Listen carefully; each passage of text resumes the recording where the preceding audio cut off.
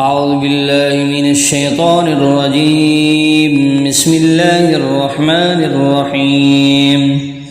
بالعبد والأنثى بالأنثى فمن عفي له من أخيه شيء فاتباع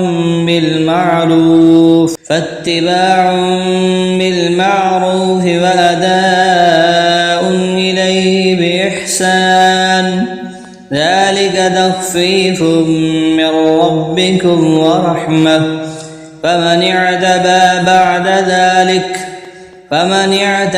بعد ذلك فله عذاب أليم.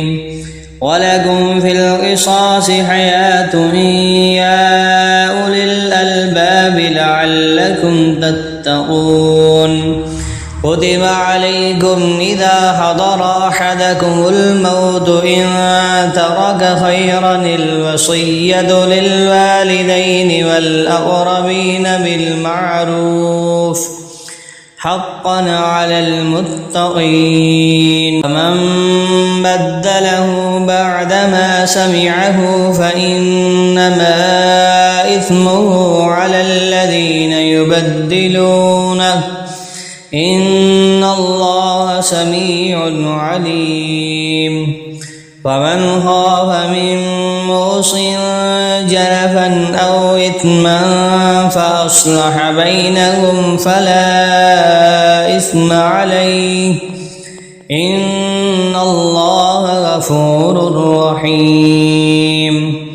يا أيها الذين آمنوا كتب عليكم الصيام كما كتب على الذين من قبلكم لعلكم تتقون. أياما معدودات فمن كان منكم مريضا أو على سفر فعدة من أيام أخر وعلى الذين يطيقونه فدية طعام مسكين فمن تطوع خيرا فهو خير له وأن تصوموا خير لكم إن كنتم تعلمون. شهر رمضان الذي ينزل فيه القرآن هدى للناس وبينات من الهدى والفرقان. صدق الله